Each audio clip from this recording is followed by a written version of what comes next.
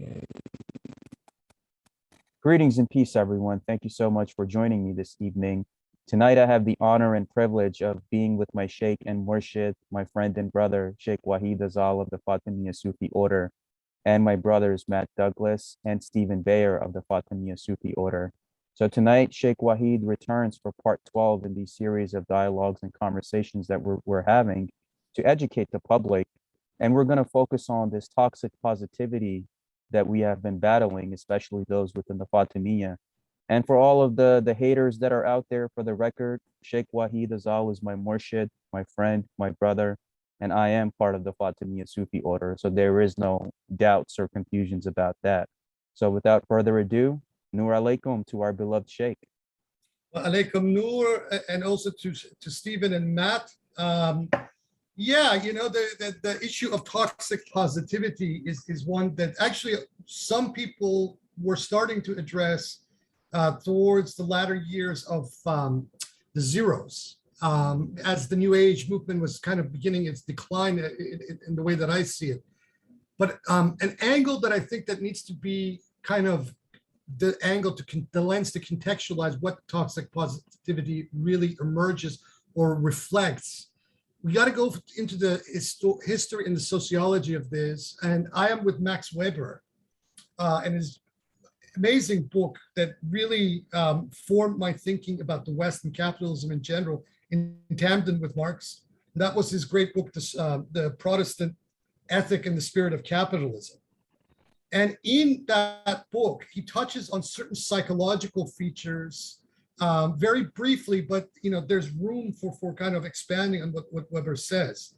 And that is toxic positivity as an attitude, right, is basically a reflection of perception management that is based on basically selling a product, right? So toxic, you know, you cannot sell a product in the market with frowns. Nobody's going to buy it from you.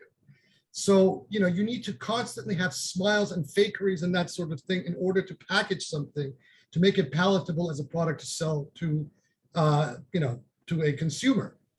And this attitude has basically seeped into all facets of spiritual praxis, everywhere, even in the Islamic world itself and beyond it. But people don't realize the historical roots of a lot of this stuff, and that, you know, in previous ages, the approach to spirituality was a lot more complex and multifaceted. For example, one of the major figures from our part of the world, RUMI, is usually packaged as this sugar-coated, you know, a fluff and pluff kind of figure that is constantly just talking about, you know, a perceptively managed concept of love. Whereas whether you look in the Masnavi or whether you look in his Divan, Rumi, there in few of his verses, just, you know, lets it rip. You know, there's one particular one that Franklin Lewis translated and put in his really good book about his biography of Rumi, East and West, past and present. This is an exceptionally good book, probably, in my opinion, the definitive book on Rumi. And there we see, you know, the real Rumi, that the real Rumi was not this, you know, beatnik or new age fluff bunny. And, you know, this needs to be taken aboard. And this is why a historical consciousness on the issue of spirituality itself is such an important to unravel these sorts of things that we deal with, such as toxic positivity. So an attitude that wants to market something, right, is going to, by definition, market it in such a way that they can sell it, right? But toxic positivity as a phenomena in and of itself, right, is a form of spiritual bypassing. So it is actually a very counter-spiritual attitude. Anger, you know, or at least in its form of righteous indignation, not only has a place in a spiritual path, but it actually underscores it in many ways, because the world, or the dunya, in the way that the Quran and Arabic defines that term, dunya, is a place where injustice, tyranny, the destruction of rights, etc., is very pervasive, at least in this, has been in this several 100,000-year cycle of human history. And one of the attributes of the All High is the just, or even the equitable, al-muqsit. So, anger emerges from that. And we have historical examples of this, whether in the history of Islam itself, beginning with the resistance of the Prophet, peace be upon him, against the Quraysh and their own toxic positivity, which they were blaming the Prophet for. Why are you so negative towards our idols and our way of life? Why can't you just accept our idols as they are and our way of life in worshiping these false idols made of stone and wood?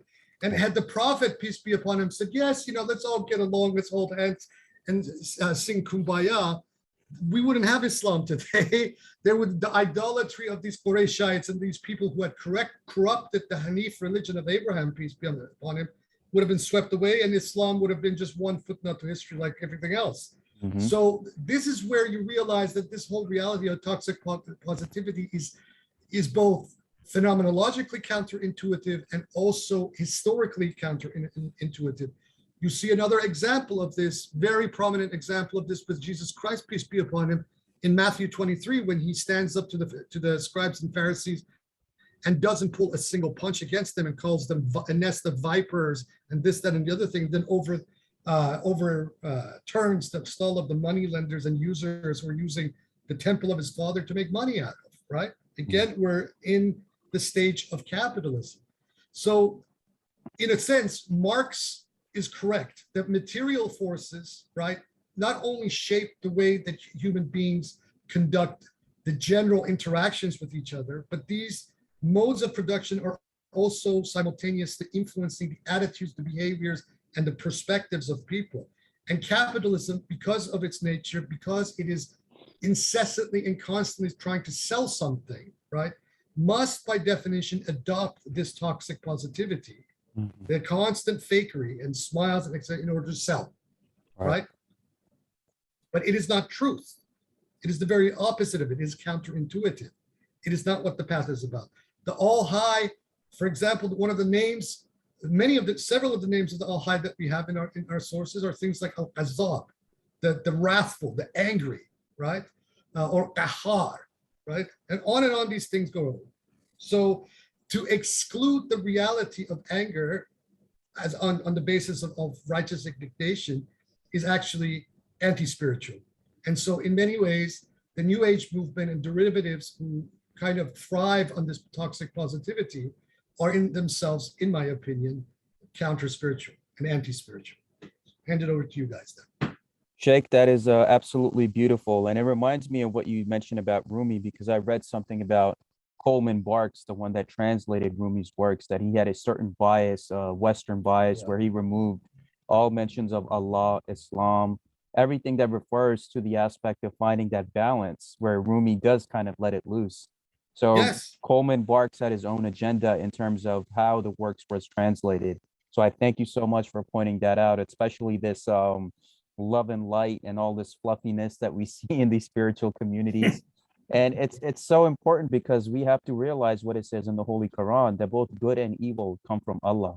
And you must be able to find that balance. Even the Kabbalah tree, good and bad cannot exist without the other.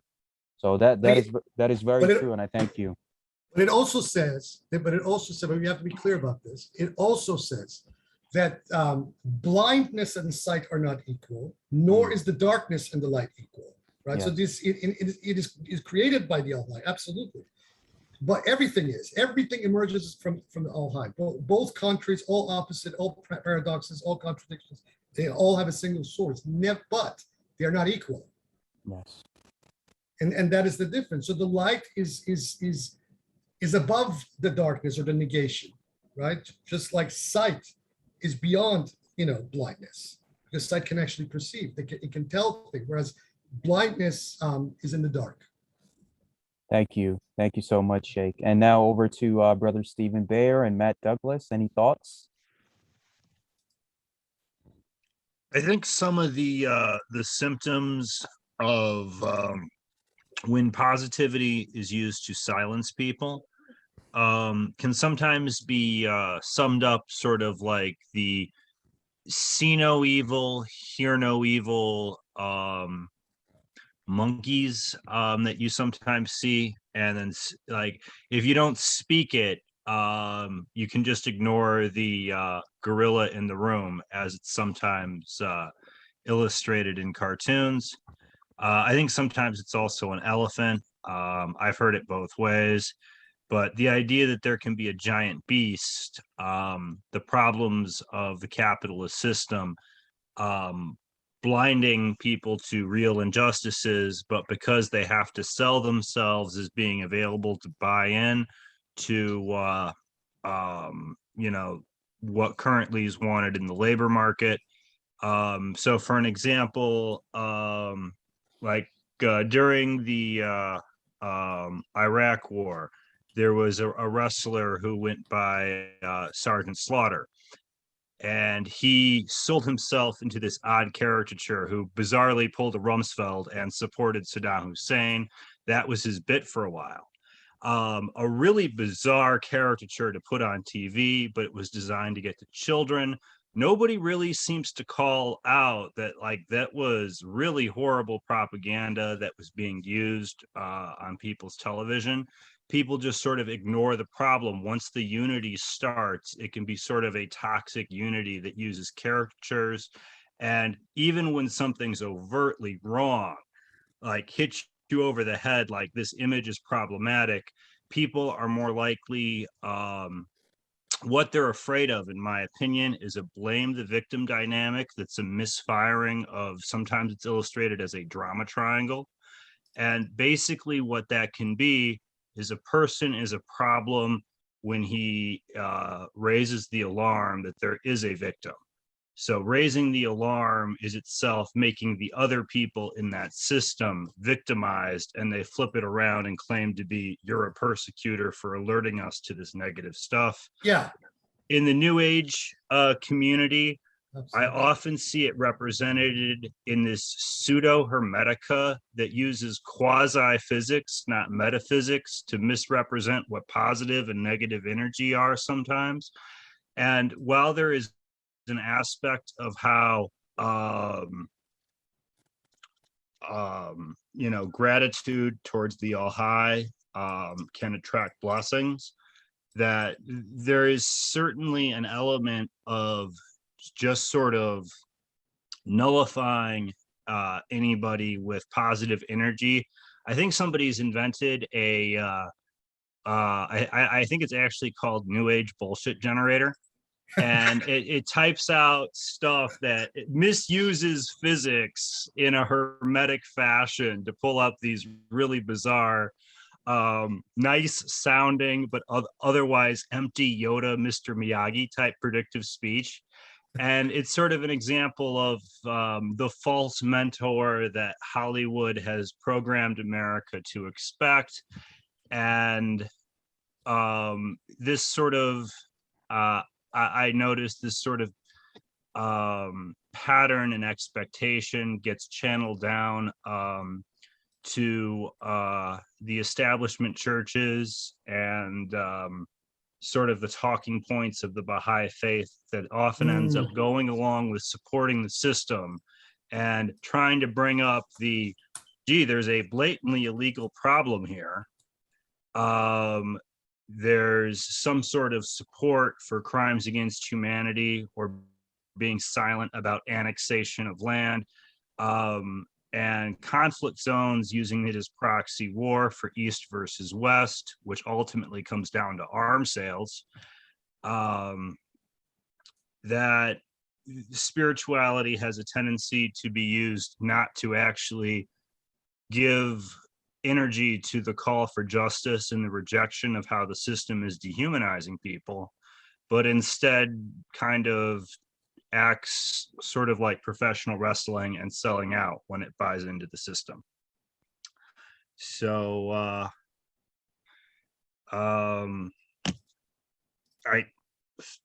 if you could go on. Yeah, that's brother Steve, that is absolutely wonderful, and I'm glad you mentioned the things that you did, because you do have these elements, let's say like with Sergeant Slaughter and all these new age communities. It's all part of this toxic positivity that even Sheikh Wahid Azal has explained in a beautiful manner, and why we need to address this, especially with these different communities that we're dealing with that have attacked us in many ways. So it's up to us to stand up to this enemy through education and awareness. And I thank you for what you have shared also. So on to Sheikh Wahid. Let me, since I mentioned that poem of Rumi, I want to read this poem. It's a short poem. I'll read it in the Farsi and then the translation of Franklin Lewis, because Rumi has become, as we all know, he's become like the guru of the new age, at least the market. So let these people mull over this following poem, right?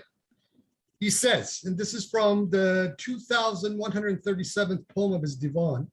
He says, "On kun khar که از حاسدی عیسی بود تشویش او صد کیر خر در کون او صد تیز سگ در ریش او خر صید آهو کی کند خر بوی نافه کی کشد یا بول خر را بو کند یا گه بود تفتیش او هر جوی آب اندر رود آن ماده خر بولی کند جو را از زیان نبود ولی واجب بود تفتیش او خر ننگ دارد ز آن دغل از حق شنو بل هم ازل ای چون مخنث کنش او چون قحبگان تخمیش او خاموش کنم تا حق کند او را سیاه روی ابد من دست در ساقی زنم چون مستم از تجمیش او.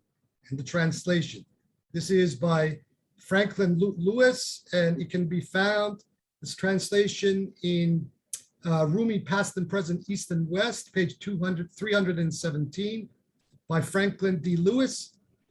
Here we go. So hold on to your seats. The donkey's ass, who in jealousy even takes offense at Jesus, 100 donkey dicks up his ass, 100 dog farts in his beard. How could an ass give chase to a gazelle or inhale the scent of musk? An ass smells an ass's piss or examines piles of shit. That ass bitch pisses in every stream she wades through. True, no harm's done to the stream, but you've got to drink from it. An ass feels shame from such deceit. Hear it from the book of truth. Rather, they are strayed further from the path. How like a whore's all his scratching. How like a fag all his flirtation. Shut me up. Let God forever make him shamefaced. I'll fondle the Saki, the wine bearer, say, since I am drunk with her tickling. This is Rumi. That is the Rumi, like you said. That's been censored out of all of these translations, and how the New Age was taken this aspect of Rumi out. Thank you, Sheikh, so much for sharing this. I loved it. It's one of my, there's more of this. I mean, in his Masnavi, he uses, almost explicitly pornographic imagery to make a point about a greater spiritual truth. And one of the greatest examples of this is in one of the tales about the maidservant, the mistress, and the pumpkin and the donkey. I won't get into all the graphic details, but basically the point of that story in the Masnavi is that, there always is required an intermediary on a spiritual path. And if people, go half-cocked on their own and jump into the ocean of existence without a guide, they will sink, just like the mistress sunk without realizing the pumpkin that the maidservant was using with the donkey. There's tons of examples of this. So, but see, this is the thing, because I talked about the Protestant, ethic of spiritual toxicity. Protestantism, or Protestant Christianity, has a very unique prudishness about a lot of different topics. And prudishness as an attitude has to present itself in a certain way. And this certain way, as Weber kind of puts his finger on, is precisely this toxic positivity that we're talking about. So this toxic positivity is also culturally, economically, and ultimately racially located. Because in all, throughout the spiritual experience of humanity before the rise of the West, and especially the permeation of the Protestant ethic in the form of capitalism, that particular form of toxic positivity, although may have existed in different forms, was not pervasive and was not a major, spiritual narrative, if you will, until now. Yeah, I mean, that all of that is super important, because we realize, okay, how did history got changed the way that it did? And the importance of having a sheikh and a guide and a murshid in our lives.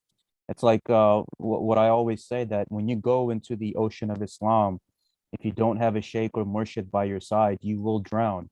And we are lucky to have you as our Sheikh and as our friend and Murshid.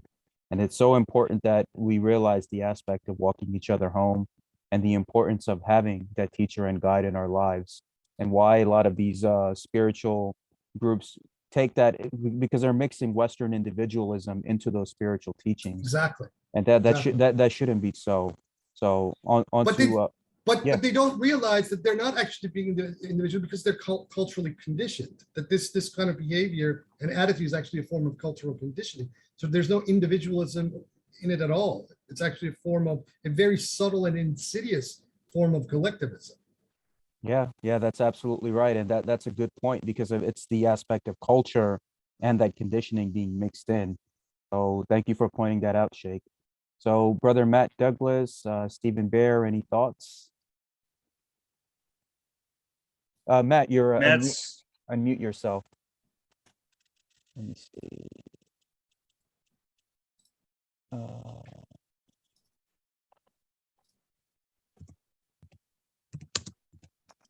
There he is. Okay, can you hear me now? Yes. yes. All right. Okay. Well, we just came, or no, just last week, which when we wanted to do this and got a little delayed, was Martin Luther King Day. And just as RUMI has been warped through toxic positivity, I think Martin Luther King is another great example of someone whose legacy has been twisted through it, always looking, they'll happily play the I have a dream speech, but they'll forget about his condemnation of the military industrial complex through Beyond Vietnam and other speeches.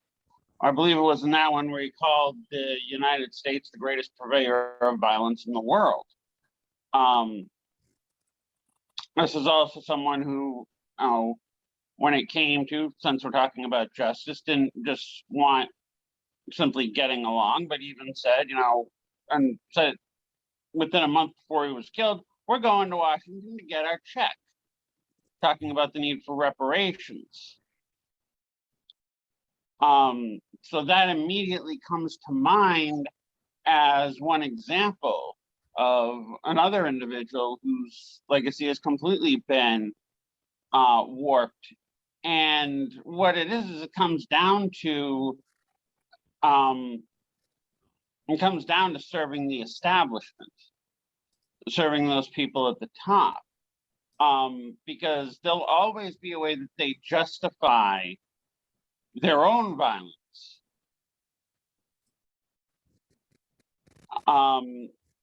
Often through some sort of need for stability and peace, or sometimes through righteousness that they deny everybody else.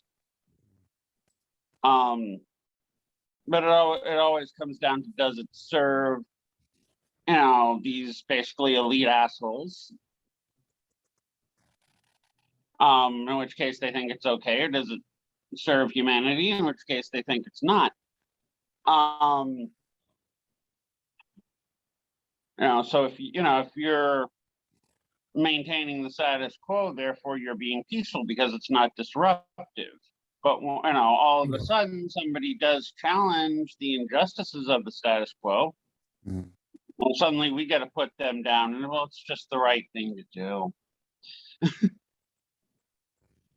Well, it's also like the inordinate responses, that you see in conflict and especially occupation situation, like you found, for example, in occupied Palestine, where, a really decrepit, old, modified MiG rocket is, or, whatever Soviet era rocket names were, are launched from Hamas territory.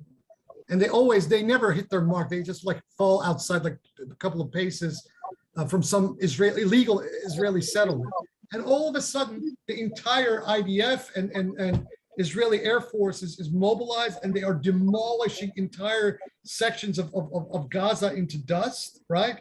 And then the entire international media is mobilized to demonize these people that are besieged, that are being pummeled out of existence and into the cave period by a highly sophisticated and well-equipped military. And no one dares, and even if people are thinking this, including the people in the media landscape who are thinking it or feeling it, they do not dare, right, to assert the fact that not only is this an inordinate response, but, first of all, under international law, there's a right to resistance, right, of any occupation. This is codified under international law.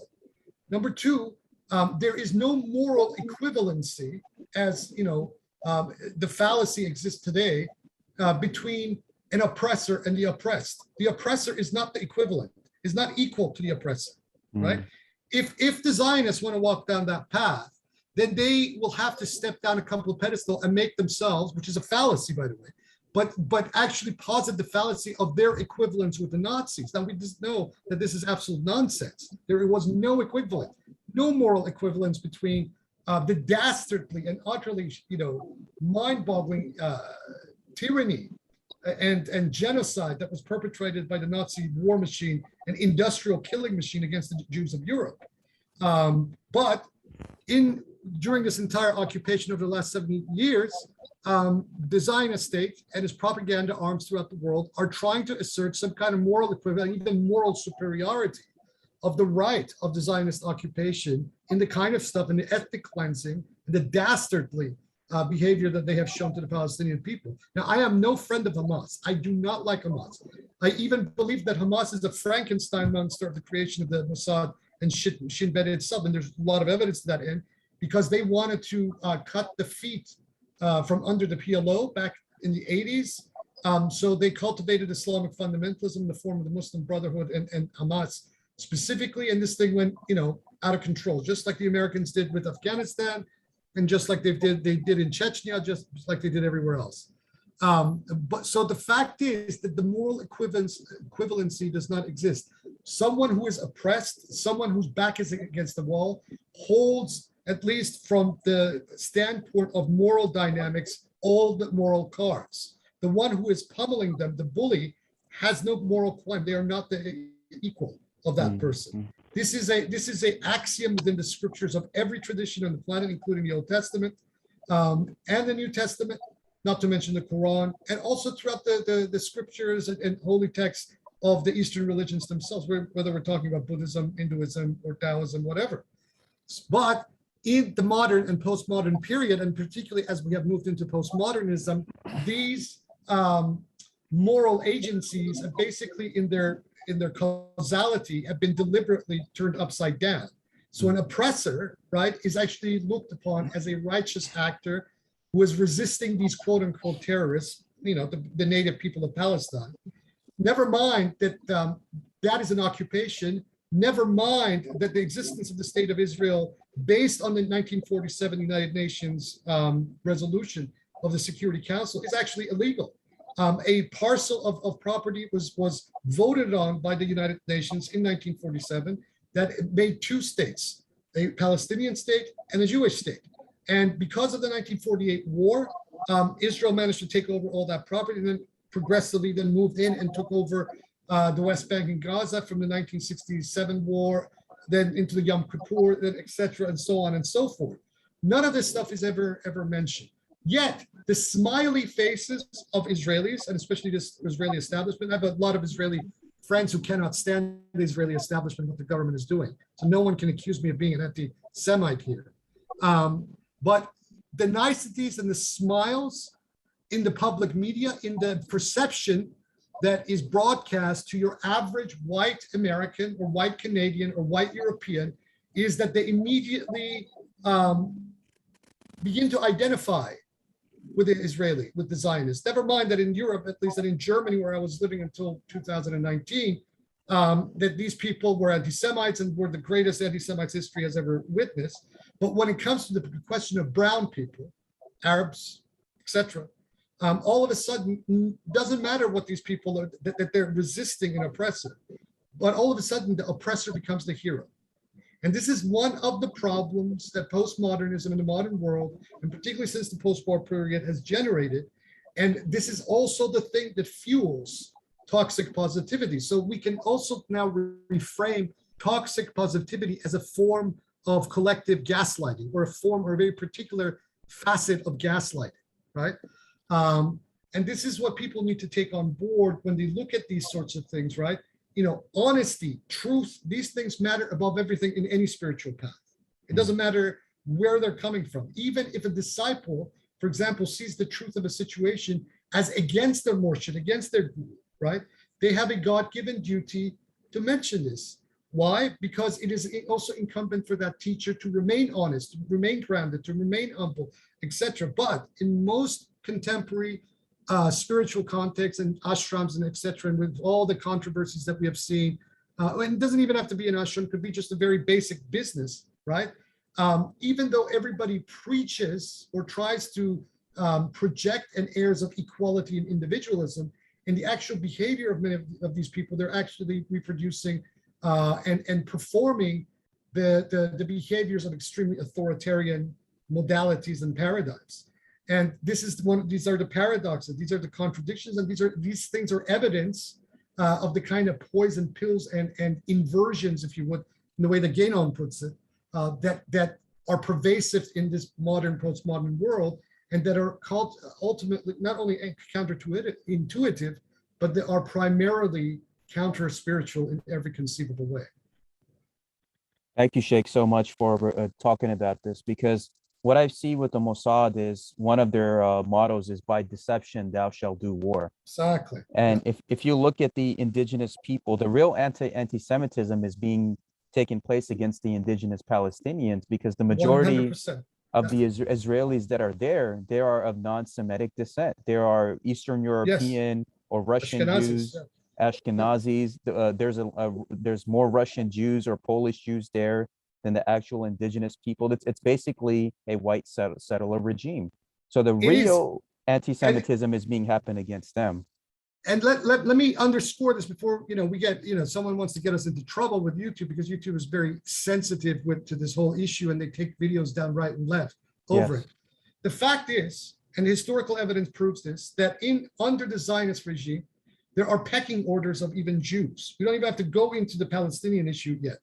That Eastern Oriental Jews, whether they be Arabs or North Africans, the Sephardi or the Mizraim Jews, are not deemed in the society at large as being equal to the Ashkenazis.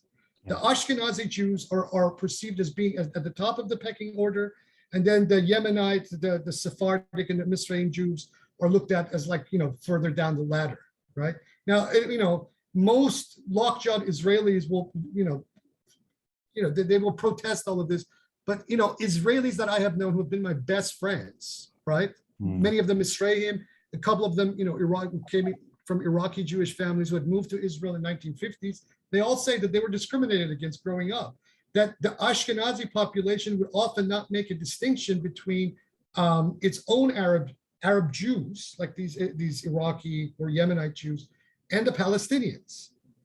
And that until probably around the late 1970s, 1980s, that there was always this airs of suspicion and separation between the Ashkenazi Jews that had come from Europe and the Mizrahi and Sephardic Jews of the East. And this is a very, very important point, because it also underscores the fact that Zionist ideology, given the fact that it's born in Europe, by its very nature is anti-Semitic. And evidences of Zionist anti-Semitism can be witnessed precisely in the kind of pecking orders that exist between and amongst Jews. Now, there are organizations, religious Jewish organizations, etc., that have attempted for a long time to remedy all of this, and there's a lot of good people. I don't include the Chabad amongst this group, but organizations that I knew and worked with in solidarity on other causes in Europe, they were fighting racism within Judaism itself. So they were fighting anti-Semitism within this greater constellation and greater community of Jews. And this is very important. This is what discredits any attempt, whether by the governments of Europe and North America or elsewhere, to attempt to claim people who are critics of the Zionist regime of being anti-Semites. The Zionist regime in that society that is extremely toxic doesn't even have its own house in order.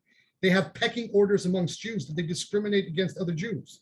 But you very seldom get to hear about any of this stuff, in the popular media And it only takes, friendships and long associations with a lot of these former Israelis, as I have, whether here in Australia or in Europe and even in the United States, to realize that that society is not what it claims it is.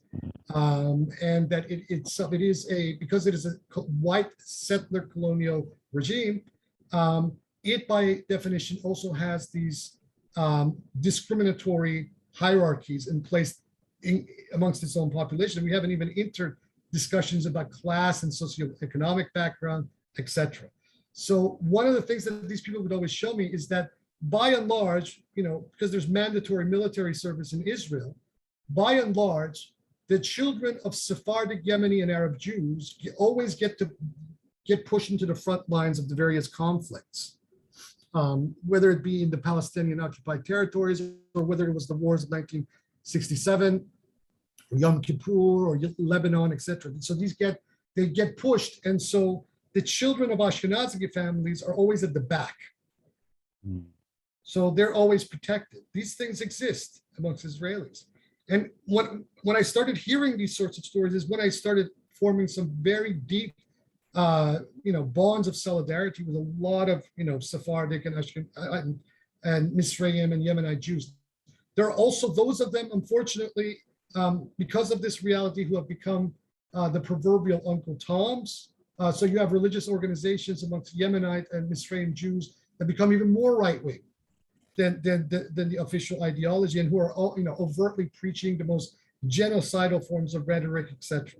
So, all of this, has to be taken on board. And this is why this whole toxic positivity, in terms of this particular issue of Palestine, has to be basically looked at as a screen and a justified narrative of the establishment trying to push its own white supremacy. So let's now stop here and look at this and say very unequivocally that the way that toxic positivity has manifested in spiritual communities, number one, is a tool of an establishment to pacify population, as both Matt and Steve put their finger on. But number two, it is one of the forms of the behavior of white supremacy, beginning with its locus in what Max Weber defines as the Protestant ethic and the spirit of capitalism.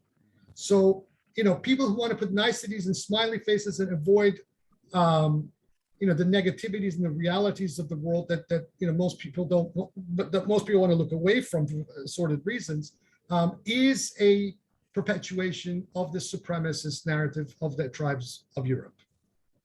Sheikh, I'm speechless, and I couldn't have said it better myself. And you are 100% on point with the clarification that needs to be made in terms of dealing with these toxic individuals that have infiltrated many spiritual organizations. It's a form of control, form of separation, form of different racial and religious supremacies, and we need to call these out as such, because there is that aspect of you have to address the darkness that is there too. It cannot be always nice all the time.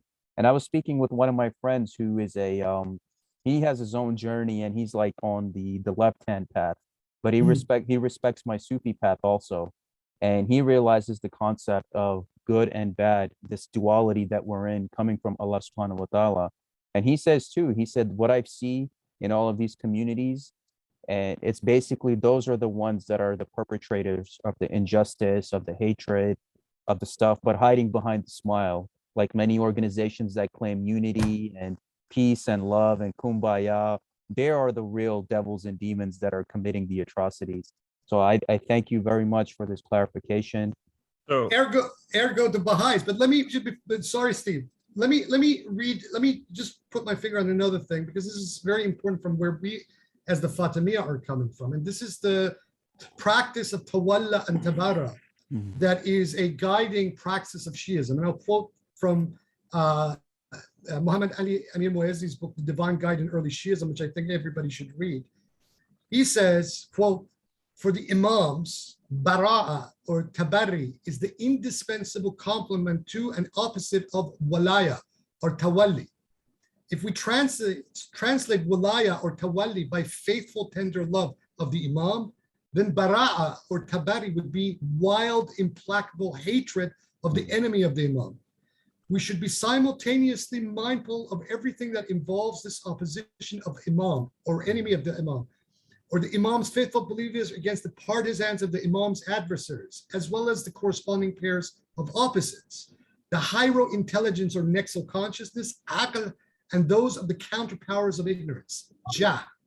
The battle waged between the two from before the beginning of the creation of the physical world, the people of the right and those of the left, the people of paradise and those of hell, the continuation of the universal battle throughout the cycles of sacred history between the Imams and their faithful on the one side and the adversaries of the Imams and their partisans on the other, the guides of justice and the guides of injustice, the guides of good and those of evil, the guides of light and those of darkness, the initiated masters and their disciples as opposed to the counter-initiated and their masters, the people of the exoteric as well as the esoteric as opposed to those of the exoteric alone, and so on.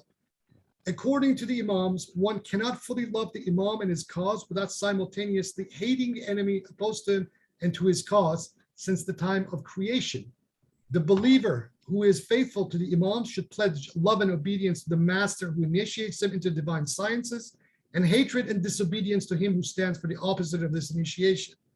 If the world is the way it is, invaded by evil and darkness that will only increase until the triumphal return of the Mahdi, it is because the masters of injustice and the mass majority that follows them to isolation and suffering, unquote. And this is on pages 87 to 88 of Muhammad Ali Amin Mu'azzi's The Divine Guide in Early Shiism, the sources of esotericism in Islam. And this kind of shows and underscores and highlights why this toxic positivity is completely the opposite of everything that we represent and that we're doing.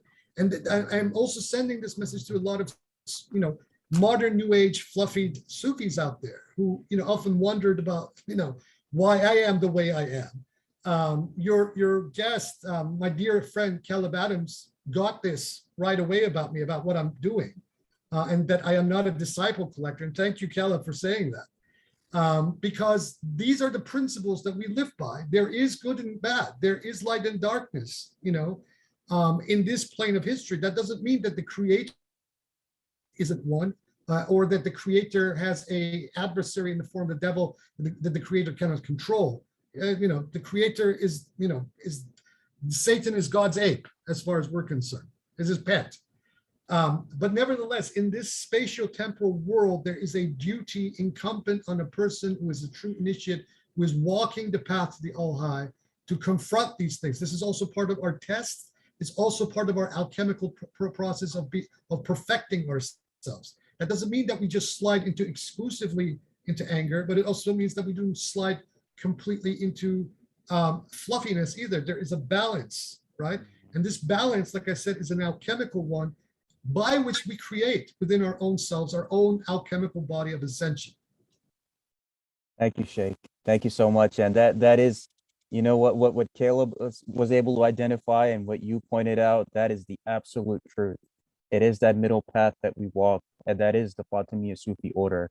And we are about love, peace, justice, but we're also about picking up the sword against the enemy. And that I'm glad you pointed 100%, that out. 100%, yes. And I thank you for that. So on to Brother Stephen Bayer and then Matt Douglas. Well, the example I used of fakeness, and I brought up how professional wrestling used images, and how images are very effective at getting people stuck in that triangle of, oh, I don't want to be this part of this bad thing. So I think that there are definitely opponents of colonialism that are problematic.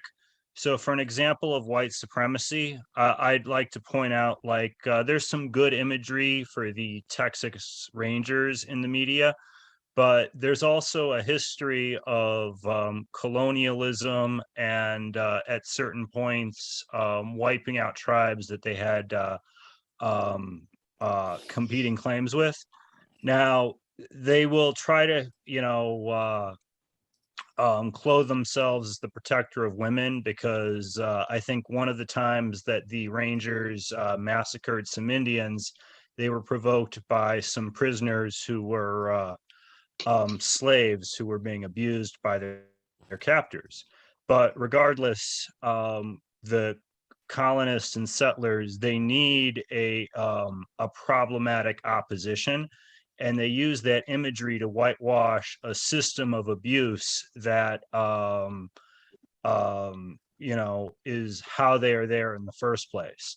So if one takes that and looks at Israel, one finds out that a lot of the people who protest against the draft are the ones that are the most discriminated and marginalized in society.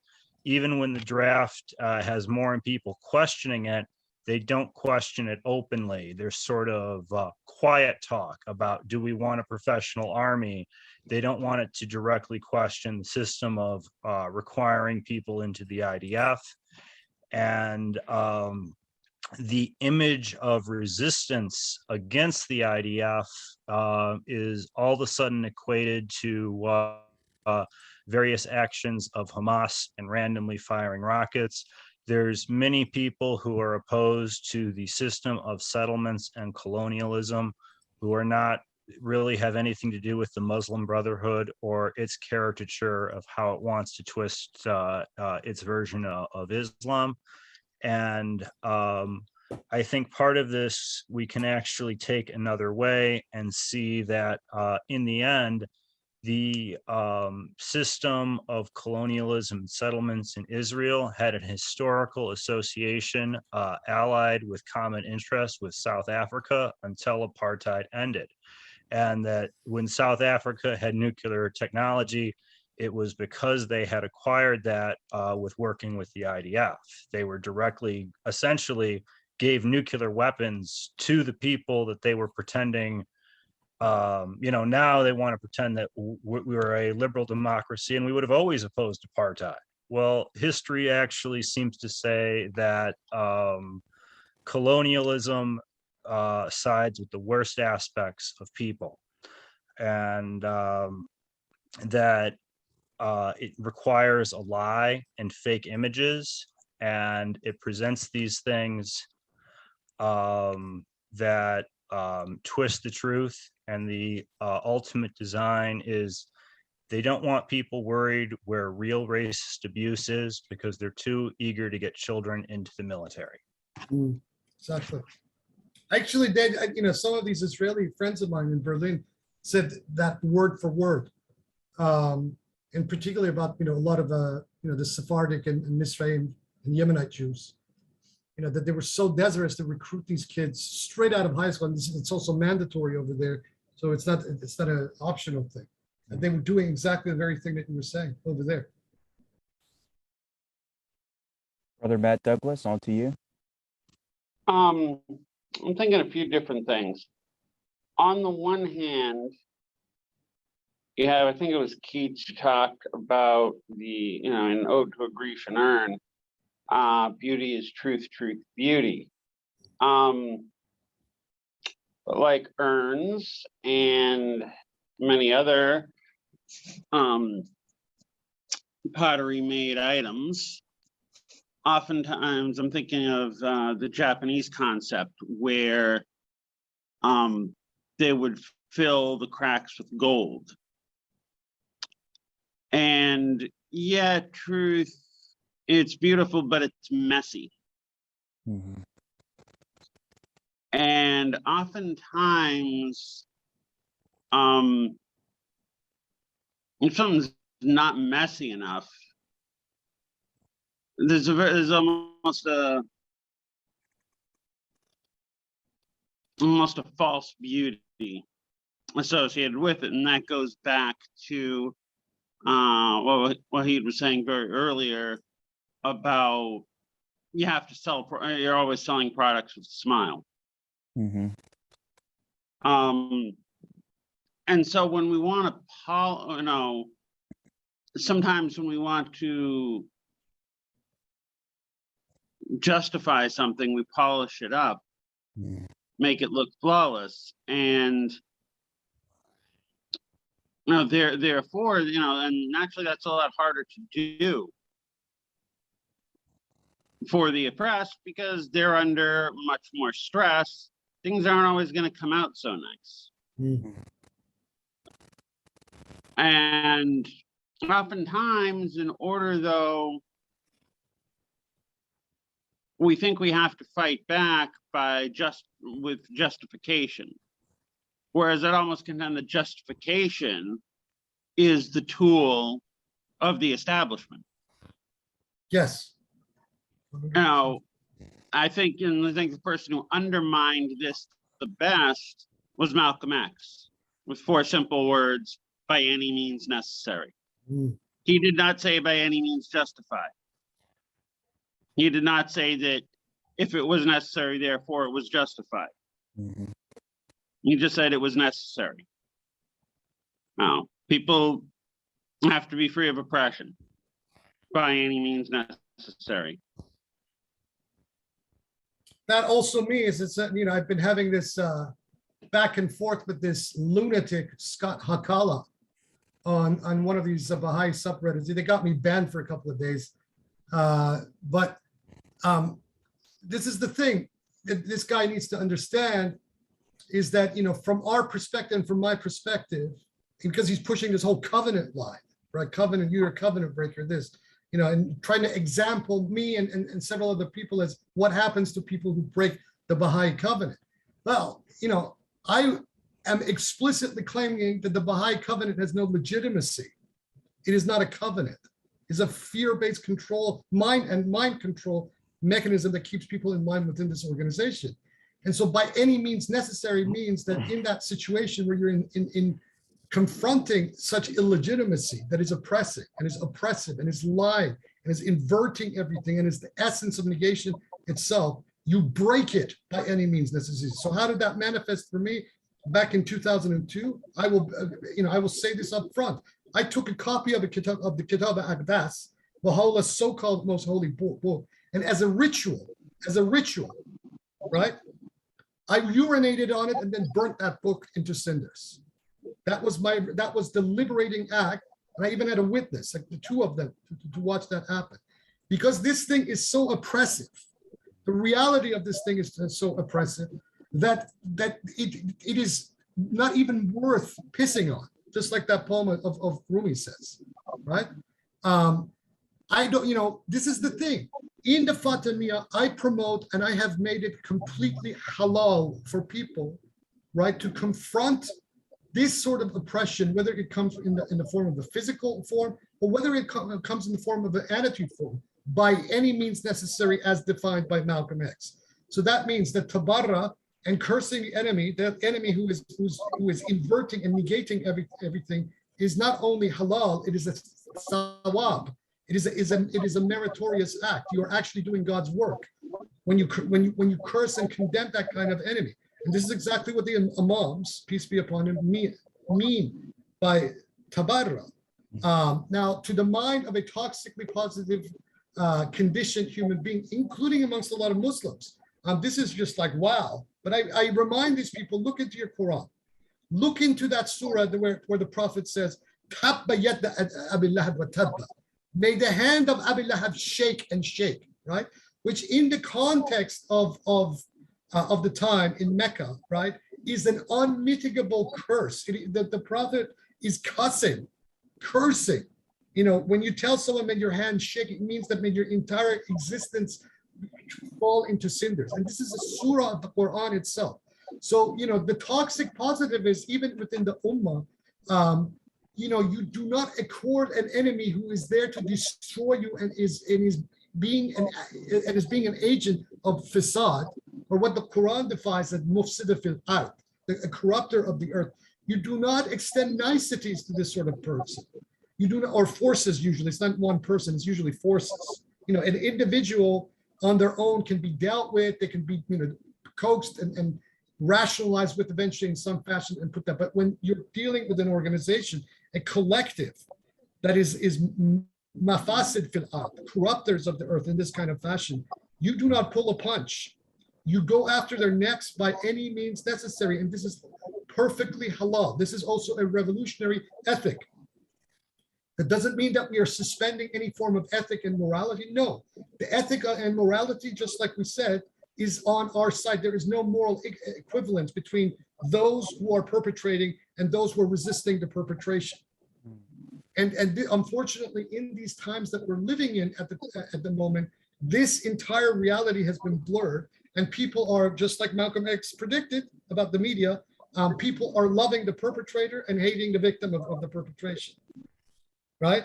And this is what toxic positivity does. And this is why these spiritual communities who then perpetuate these narratives are themselves a perpetuation of the facade. And they are, by the definition of the Quran, mafasid fil ard, corruptors of the earth.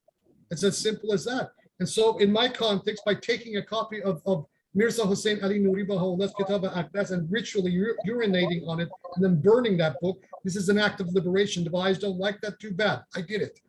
This was my theurgic act, right? And in its own context, it is the same thing that Muhammad and Ali, peace be upon them, did when they entered the Kaaba and smashed every last one of those idols. That is what that act represents. And it is on that level. So this is the thing: truth, honesty. One of the commandments of the 19 commandments that all of the Fatimiya adhere to is speaking the truth, even though it be the acme of blasphemous heresy. Now, nothing the truth with God is not blasphemous. It's only blasphemous to the humans who think that they have a market and have been able to figure God out. No one can figure God out. So there is no such thing as blasphemy when someone speaks the truth that may appear and hear and sound like blasphemy to these shayateen, these satans in human body, right? But this form of being, this modus operandi that I'm saying, is completely the opposite and is extremely confronting to this mindset of toxic positivity and its locus in the Protestant ethic. And so they shun you and ostracize you. And then eventually, when you push hard enough against them, they come out and really show their true colors by defaming you all over the internet, making up stories about you, trying to set you up, like they did to Wahid Azal also in Aderne, as we've read from what Brown wrote, and et cetera, et cetera. And then you get to see what the basis and what the reality of this toxic positivity is about. And is exactly what you said, Matt, in that it is basically trying to pacify. It is a pacifying mechanism and agent in the face of, vis-a-vis the reality of oppression and tyranny in a given context, in order for the powers that be to pacify and shut down their opponents or any potential individuals and actors that may come to their opponents' aid or circle. That is what this is all about. It had nothing to do with spirituality. And that's a great point you made, Sheikh, because even like the aspects of those that approach you with toxic positivity, but behind there is an agenda of destruction, like Yes. we have experienced recently with these people who claim to be love, light, unity, and happiness, but instead they have they're trying to entrap you into their snare. And these Yes. people basically, I realized in my life that they are the architects of their own destruction. Those that plot others' downfalls, those that dig holes for others. I've seen it time and time again. Allah subhanahu wa ta'ala is the best of all planners, and he destroys these people. And that is the teachings that we get from Prophet Muhammad sallallahu alaihi wasallam and Imam Ali, peace be upon them both, that in the Fatimiya we are taught to be truthful, to defend everything that needs to be defended, and speak the truth no matter what happens. And what you have described, whether it's Stephen, Matt, this is absolutely the truth on how this toxic positivity needs to be tackled in today's time of deception and chaos and disunity. So in terms of, like, let's say moving this conversation forward, let's say in the post-2020 world, how do we identify and defeat this enemy when it approaches us? By not holding back and not, now I should say this approach is not for everyone, right? And it is a very difficult path. Yes. Because, this enemy, whether in the form, in my case, whether it was the Baha'is or these fascists, are relentless. So you have to be prepared to stand your ground and hold your line by whatever means necessary, even if it means, astaghfirullah and na'udhu billah, that they come and get one of your beloveds, one of your family members, right? Even when something like that happens, you hold the line. It is just like the wars of Badr and Uhud. and the wars that the Muslims fought against these pagan idol worshippers of Mecca and the rest of Arabia. They held the line. They held their own line. I mean, they wanted to liberate Mecca. They held their line in Medina. These kuffar came to them. They defeated them at Badr. They had the Qurayshites had a Pyrrhic victory in Uhud, but expended themselves and their forces and their resources, and eventually they became ripe for the taking. And the Muslims marched right into Mecca, took it without firing a single arrow. Right? Yeah. But holding your line, you hold your line, you fight your corner. That is how these sorts of forces are confronted. This is what you're doing with your channel. It's what I have done in my own context. It's what Matt has done and what Stephen has done. And many of the people that are coming into our orbit are exactly, they realize this paradigm. And this is why Allah subhanahu is bringing us all together. You know, because we see this, we realize this, and we realize the fakeries and the plasticities and the toxicity that this other paradigm has perpetrated on this planet as a whole. And it's time for this paradigm to go. Thank you, Shaykh. And, you know, this reminds me a lot of the sacrifices of the Battle of Karbala, and how our beloveds, peace be upon them, stood up against this enemy without any fear of, having any fear of their own life on the line. So that is who we come from. Hassan and Hussein, eternal peace be upon them both. Imam Ali, peace be upon them. This is the leaders and heroes and prophets that we come from. And it's up to us that right now, in this time right now, if somebody does something, you can't flinch. You have to hold your line, like Sheikh has said, and put this enemy in his place where he belongs. So I thank you for that, Sheikh. And since you bring up Hussein alayhi salam, I will repeat the hadith of the Prophet himself, peace be upon him. Hussein minni wa ana min Hussein. Hussein is of me and I am of Hussein. So good luck to those who want to try to shut me up. Yes. Because I'm prepared to go to the very end with this. You Yes. know? And moreover, beyond Hussein and the Aima alayhi salam, we have the examples of the Babis who fought in Sheikh Tabarsi, in Nayriz, in Zanjan, against the combined forces of the Iranian state of the time, and the clergy were out to wipe them out. And these heroes stood their ground and fought like lions to the last man. You know, that is who we are. This is our legacy. This is our heritage. And we are bringing this back into the world. And as much as these forces think that they put that genie back into the bottle, sorry, that genie is out in the bottle. You're not going to put it back this time. Indeed, indeed. And for our brothers Stephen Bear and Matt Douglas for comment.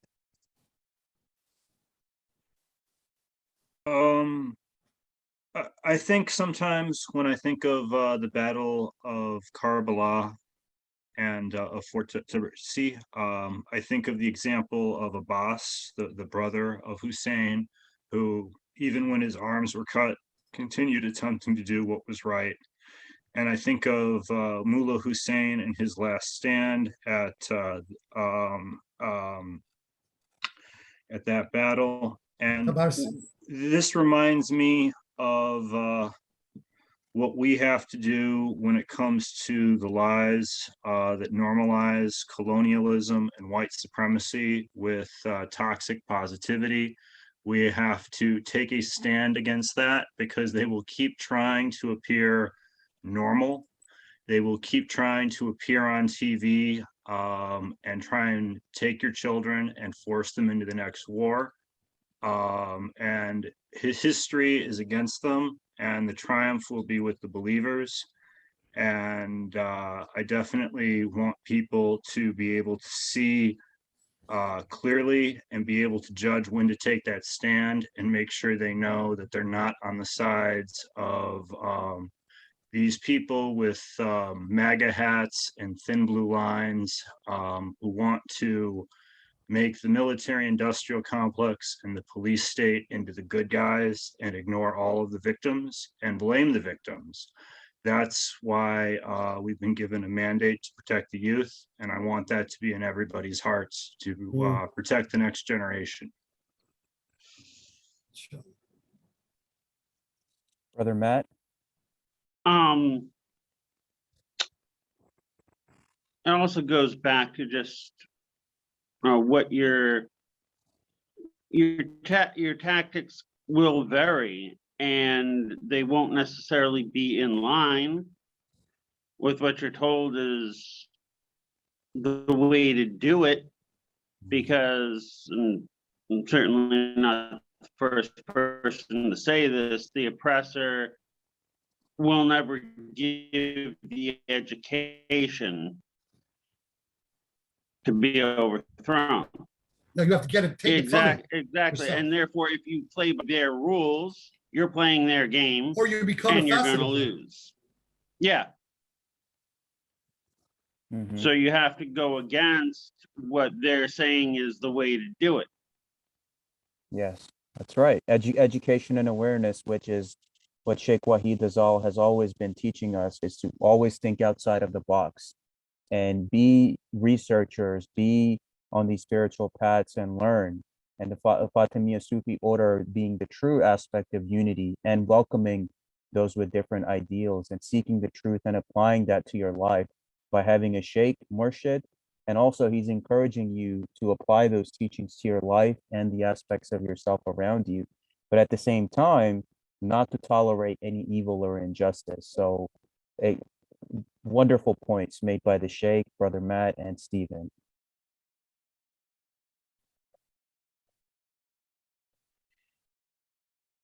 So, Sheikh, what else do you feel it's necessary to address? I will quote from the Quran. الناس من الله وفتح قريب. The triumph is from God and the victory is near. Inshallah, inshallah. I mean, this has been such a powerful podcast, and especially all of us together on the Fatimiya Sufi Tariqa with our Murshid and Sheikh and with all of our brothers here. It is basically a message to the enemy, those that said, okay, you're not doing anything. We have done something. That's why they're all like running away with their tail between their legs and trying to set us up with these ambush interviews and have these random people messaging us all the time. So we identify you, we see you, we know who you are. We see through your fake smile and your toxic positivity. And we have put this message out there for those that are on the path of knowing how to identify evil when it's in front of you. And that is important. We follow the examples of Nabi Muhammad, of Imam Ali, Hassan and Hussein, eternal peace be upon them both, and all of them collectively, and what Sheikh Wahid Azal is teaching us on how to deal and identify with this enemy, especially in these times of chaos where there's so much deception and it's pre-packaged as such, even something that looks nice, you don't know what's really behind it or what is the ultimate agenda. So I thank you all dearly. I thank you all dearly, Brother And thank Stephen, you. Sheikh Wahid, you. Matt Douglas. Please, any concluding thoughts or closing remarks that need to be addressed?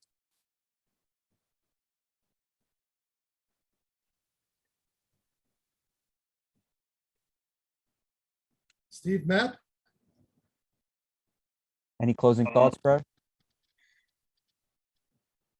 Ask for people to pray for peace in Yemen and Ukraine, and know that we will always be told a lie about the conflict zones, and we have to look closely and avoid being part of the crowd cheering like a fool at a wrestling match when it comes to real politics. 100%. Thank you. Thank you, Brother Steve. Matt Douglas, brother, any closing thoughts? I'd say just simply watch carefully, because oftentimes, for lack of a better term, the enemy Yes. or enemies, there's a lot of them in many forms, but they'll often come to you in the nicest of ways. Mm-hmm. They'll pretend to be your friend. They're not. Yes. Oh, thank you for that, Sheikh Wahid Azal. Any closing thoughts?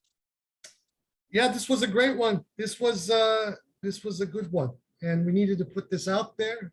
Other than, la hawla wa la quwwata illa billahi al-aliyyil azim. No power and no strength is there but God the High and the Mighty. That's my final word.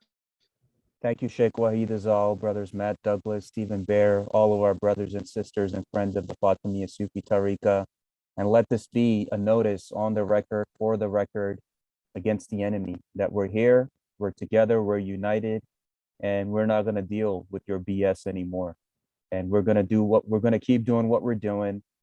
And that's it. That's the bottom line, because our trust is in Allah subhanahu wa ta'ala and what the Fatimiya teaches us, the commandments of truth, justice, and fighting against evil, and always standing up for the truth with our Shaykh and Murshid as our guide in these turbulent times that we're in.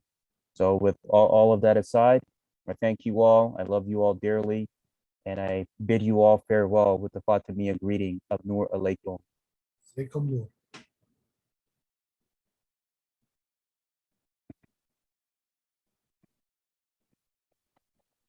Okay.